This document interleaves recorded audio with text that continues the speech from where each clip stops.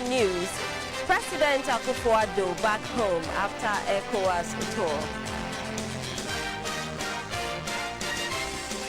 Also in this bulletin, Food and Drugs Authority destroyed 2.5 tons of unwholesome goods in Koforidua. And in Nigeria, freed Chibok girls reunite with their families.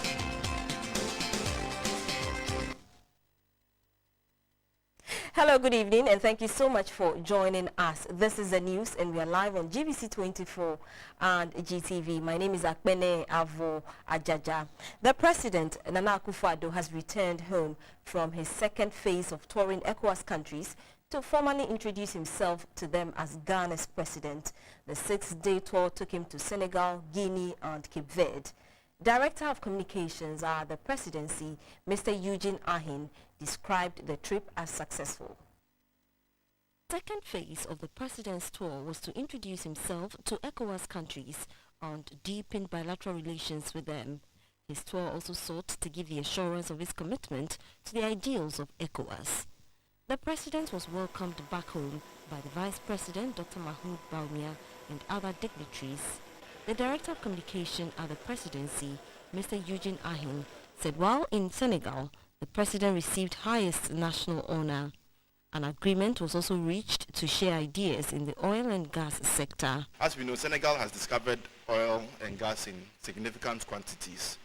And President Macky Sall made a request of President Akufo-Addo to send a team from Senegal to Ghana to understudy the kinds of processes and the kinds of practices we have here with regards to our oil industry.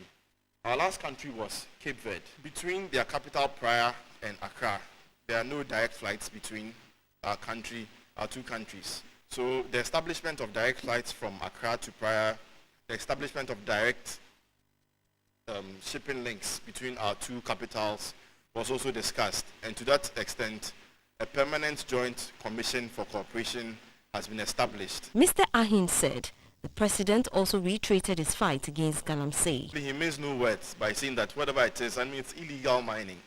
There are people that are going about their businesses in terms of like legal small-scale mining, abiding by the regulations and all of that. There are people doing that, but illegal mining, no, he's made it clear. And to the extent that a cabinet subcommittee headed by Professor Frimpong Boateng has been formed to virtually oversee the clampdown on galamsey. And the President made it clear in Guinea that alternative sources of employment are being found or are being worked out.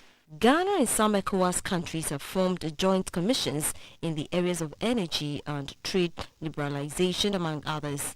In order to ensure efficiency, the Deputy Minister for Foreign Affairs, Mr. Charles Uredu, has been appointed to chair all the joint commissions on cooperation to ensure that all agreements made are implemented.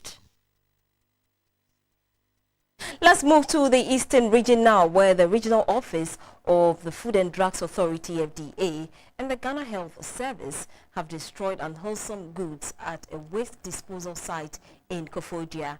The products were without proper labeling, substandard, and unlicensed. From November 2016 to date, Food and Drugs Authority has seized unwholesome goods worth 2.5 tons from markets in New Jabin, in Koko, in Sawem, Donkokrom, and other areas. The FDA attributed the increase of these products to the Christmas and Easter festivities.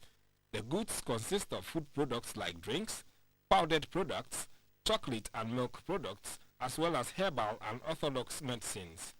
The regional director of the FDA, Mr. Samuel Kwachi, stated the essence of the distraction in an interview with GBC24. People in trade of these sort of items must know that you can't just put anything on the market and sell it to unsuspecting consumers. We must all be responsible. You know, we must check the products in terms of their shelf life status. If the product is expired, you don't need to let it be on the shelf till somebody will come and tell you that your product is expired, or take it from the shelf. Mr. Kwachi also spoke about penalties that offenders could face meant to serve as a deterrent to others. Many of the people we confiscated these items from have paid the fines. Some have also, many of them have paid for the safe disposal fee. You know, so it is not that they are going scot-free after taking the items from them. No, we take the items, we seize from them, and they also have come and then settle their safe disposal fees, and then some of them also are given administrative fines. The FDA is cautioning the public to be extra vigilant when they purchase goods on the market. The public is also urged to report anyone suspected to be manufacturing or trading goods which are not labeled by the appropriate authorities for prompt action to be taken. The Minister for Lands and Natural Resources, Mr. John Peter Amewu, has disclosed that 9 mine inspectors of Minerals Commission have been sacked. The affected workers were accused of inefficiency. In some cases, inspectors were found drunk at duty posts. The Lands and Natural Resource Minister has blamed the irresponsible gold mining operations in the country partly on the Minerals Commission. The Minister of Lands and Natural Resources, Mr. John Peter Amewu, was on a 3-day visit to the Ashanti region. Accompanying him were his 2 deputies, Mr. Benito Owusu and Mrs. Barbara Otin Jesse, the Chief Executive of the Forestry Commission, Mr. Kwejo Owusu-Efriye, Chief Executive Officer of the Precious Minerals Marketing Company, Mr. Opare Hammond, as well as the Australian High Commissioner to Ghana, Mr. Andrew Barnes, and his wife. Day 1 of the tour took Mr. Amewu to a 25-acre small-scale mining concession at Enweneso No. 2 in the Chima Kwanhuma district, where it was found that the mining firm has complied with the directive calling for cessation of all small-scale mining activities in the country. However, the mine company had left in its trail a destroyed Enwene stream that serves the communities within the catchment area. It was difficult to identify the actual cause of the stream, while it had also been heavily polluted. The minister and his entourage were also led by the Ashanti Regional Minister, Mr. Simeon Osei-Mensah, to call on Asante-Hene Otumfuo Osei-Tutu at the Menchia Palace. Otumfuo Osei-Tutu expressed serious concern about the destruction caused to the natural environment, particularly the water sources. He appealed to Australia to support Ghana with his expertise in land reclamation after mining. The minister later held 2 separate meetings with the Ashanti Regional Branch of the Association of Small-Scale Miners and stakeholders in the mining sector. The first meeting was attended by youth of both the ruling NPP and the opposition NDC, some district chief executives, MPs in Ashanti region, among others. The Chief Executive Officer of Forestry Commission, Mr. Kwejo Owusu-Efriye, disclosed that his outfit will recruit 22,000 youth to plant trees to restore the degraded lands, an additional 1,000 as supervisors of the project.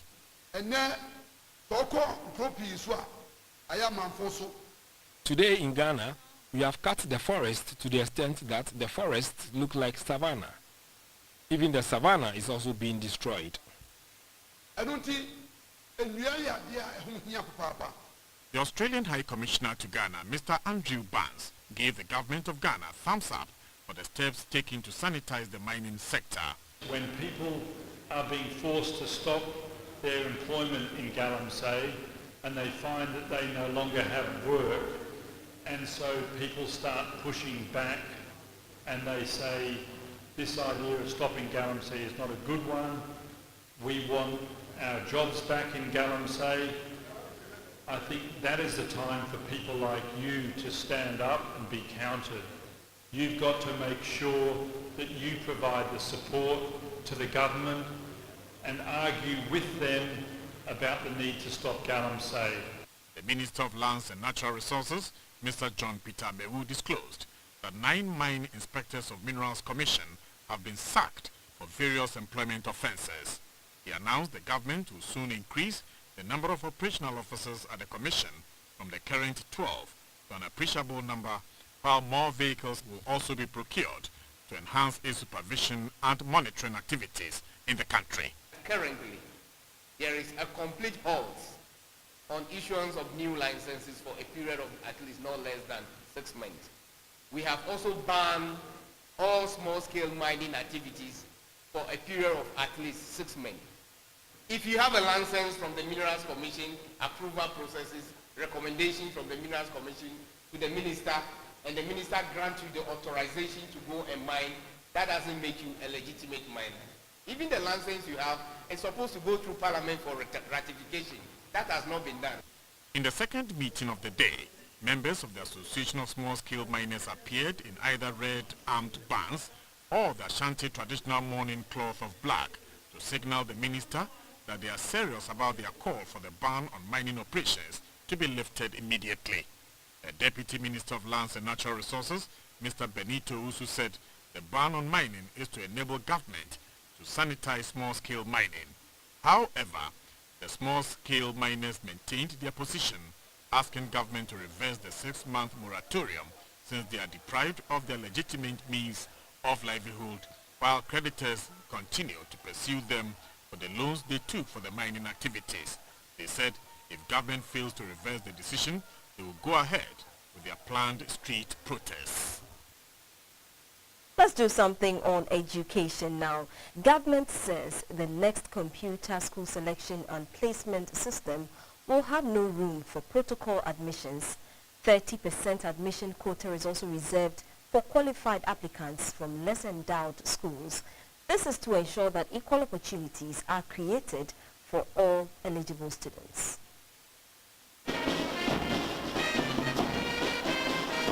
A Deputy Minister of Education in charge of basic education, Madam Barbara Asha AC, made this known in Kumasi during interaction with media personnel. She explained the measures that will allow the free senior high school scheme to take off in September this year. Madam Asha AC said only students will get placements under the computerized schools selection and placement system would be eligible to benefit. It starts with graduates who pass this year's Basic Education Certificate Examination, BACA. The Deputy Education Minister appealed to Ghanaians to embrace the new policy and stop politicizing it, saying that it is meant to lessen the burden on parents. Similarly, junior high school students seeking to enter senior high schools must diligently select their preferred SHS based on their academic competencies. It doesn't matter the school that you go in. Any SS that you're going is free. But maybe you want to go to a grade A school and you're thinking that it's free. So even if you do not get the grade, you're going to get the opportunity to go to such school. And it doesn't work like that. So all the system, the system still in place, you need to perform to be able to go to the school that you want. I also want to say that it is my wish, because most of the time we say that the rich is getting richer and the poor is getting poorer.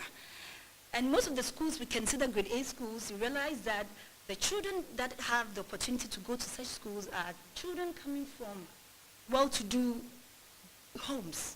I mean, like ministers, presidents. And I want to see people in the street, like somebody who is in the market selling child in Wesley Girls High School. I want to see a carpenter's daughter in Holy Child, in Achimota, because we've also given them the opportunity we're going to consider 30% of the public schools. So if you have the opportunity of going to the public school, then you have an opportunity, you do not have any excuse, because we are going to consider 30% of the children coming from the public school. And this has never happened in the history of Ghana. The Acting Director General of the Ghana Education Service, Professor Opoku Amankwa, warned that any school head or authority who charges unapproved fees will face sanctions. There is no reason for anybody to be charging the unapproved fees, and we don't expect that anybody, any headmaster or any headmistress will charge any unapproved fee. If there is any fee that they wanted to be included, they would have included in it.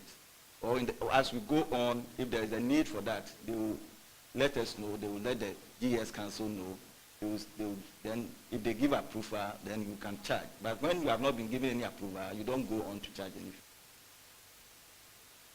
Still in the Ashanti region, the National Disaster Management Organization, NADMO, has recommended a locally made chemical spray to contain armyworms on maize and cocoa farms in parts of the country. According to the regional NADMO director, Mr. Kwabena Nsentre, the local product has proven efficient in fighting the destructive pests. The fall armyworms, said to be migratory and ferocious in nature, lay between 100 and 300 eggs in a day and therefore multiply very fast. In a matter of hours, the pests could completely destroy an entire maize farm. However, farmers complain that the several chemicals they tried since detecting the pests have not been potent, as the fall armyworms are now developing resistance against such chemicals. This is what prompted a group of Ghanaian university graduates calling themselves Thinkers Technology Center to come out with their innovative chemical christened Agri-Gold in response to the problem. The Ashanti Regional Director of the National Disaster Management Organization, NADMO, Mr. Kwabena Nsentre, together with some of his staff and agric officers, visited some of the farms invaded by the fall armyworms at Nsuta in the Sechere Central District to try the chemicals to determine its potency. The chemical was tested on a maize farm at Faumai in Nsuta. It was realized that the organic chemical kills the fall armyworm within 3 seconds of contact.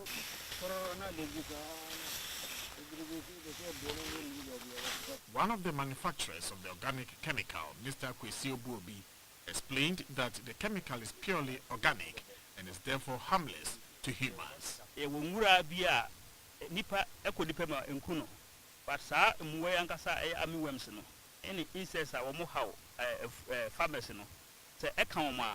With less than 3 seconds.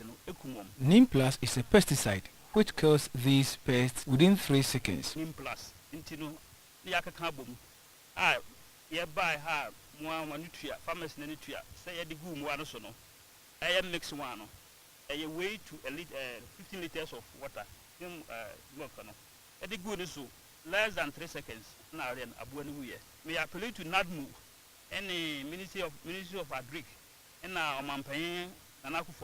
We are appealing to NADMO and the government to support us to produce it in large quantity. The Ashanti Regional Director of NADMO, Mr. Kwabena Nsentre, noted that although the fall armyworms attack both cocoa and maize, the damage done to the maize is more serious. Therefore, government can purchase the chemical for it to be used on both cocoa and maize farms to curb further destruction by the pests. The chemical is good. I've tested myself and I can testify it is good, including the Director General himself. We were at Mampo 3 days ago, and we applied to some of the maize, and it proved very, very successful. The NADMO Regional Director promised to find some relief for affected farmers.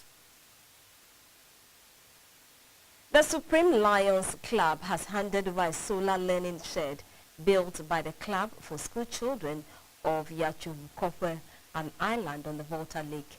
This is to discourage school children from crossing the Volta Lake at night to study in nearby towns.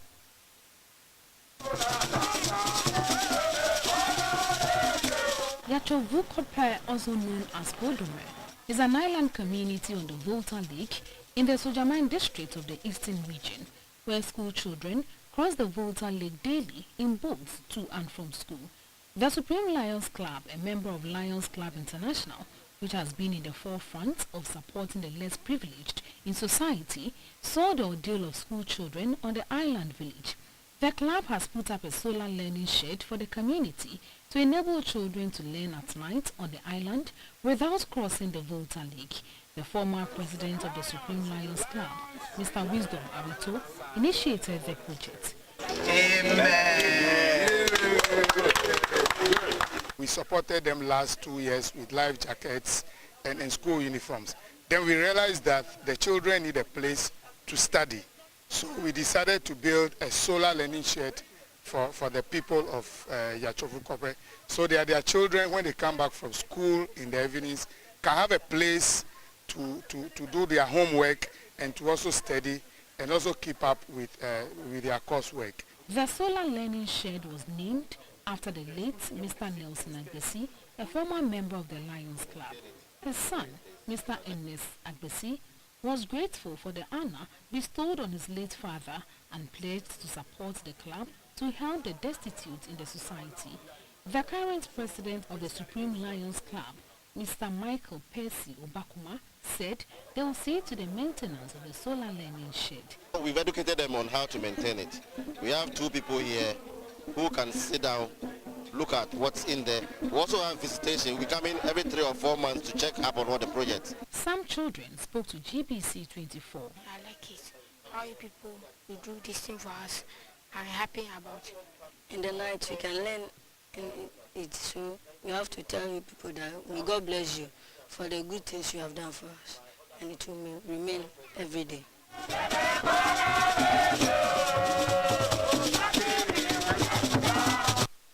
Time to take a breather. We'll be back shortly with some more stories. To stay.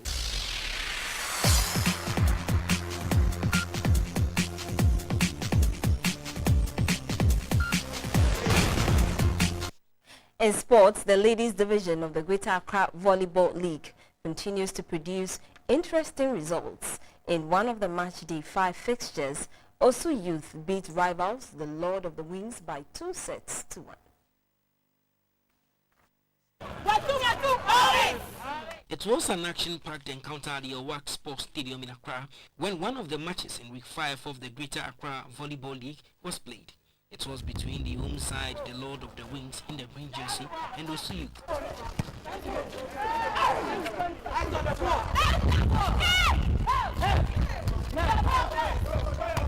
The away team, the Osu Youth, took a commanding lead in the first set. Some miscommunication on the part of the backline of the home side did the trick for them. Osu Youth won the set by 25 points to 18.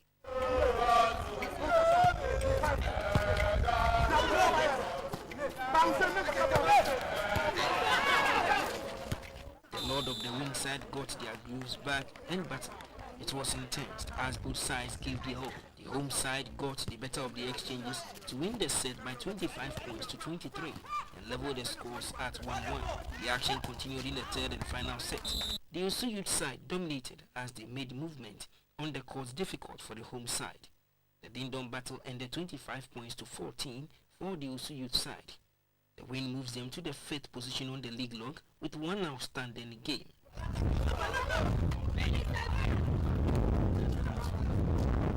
There were mixed reactions from the captains. Osu Youth is a team known for victory, and no matter what the circumstance, we are always going to win. So I think that was the morale. So we had to come up with our own morale. We had to pray, we had to raise some, we had to encourage our own players on the court so that we can win the game. Because I think due to some little confusion on the court, we are having problems on the court. But I think we're able to encourage ourselves on the court. We're able to win because it's a must-win game for us. I believe our team is a new team coming up, and as we are working together as one family, everything will move on perfectly. Fine, we lost to the fire service 3 straight, but with Osu, we know Osu to be a good team. But then we're able to stand them, at least to take a set from them. The men's clash ended abruptly as the rain set in. A member of the technical team of the Greater Accra Volleyball Association, Mr. Anani Abubakar, explained the next line of action. In a situation like this, if the rain is not able to stop till late, then the match is scheduled for the next day. That's the rules. That's the rules of the game. The match will be played in 24 hours. So we are expecting the 2 teams to come to agreement so that we can play the match tomorrow afternoon. The league continues next weekend at the various league centers in the capital. And that was sports. We'll be back shortly with some entertainment.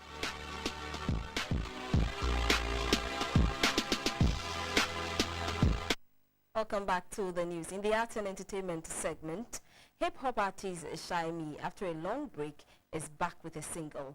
Here are highlights of a chat with him on our showbiz segment on GBC24. He used to listen to my music like crazy. He had every record I ever dropped, and for quite some time, like for 4 years, he hadn't heard anything from me. But he's been keeping tabs on me because of my snaps. I keep recording and stuff, and he was like, could you always record and you never drop anything. Yeah. And I was trying to get defensive, telling him the reasons why I don't do stuff like that again. And it hits me. So I kind of came to a conclusion that, no, what he's actually saying is real. I need to come back into the game. And since I came back, it's been pretty good. About pleasing people. Music is like food for the soul. So always speak your story and make people relate to what you're saying. Because music can change life. I want my story to touch people and people to change in so many diverse ways. I want you to wake up one morning and be like, yo, Shine sorry. It motivated me. Hey, let me get up. Let me stop losing focus and let me stay on my grind. And we have so much talent coming in. I think there's a change coming. There's a wind of change coming. So if only our predecessors are willing to give us a chance, we are willing to show what we have.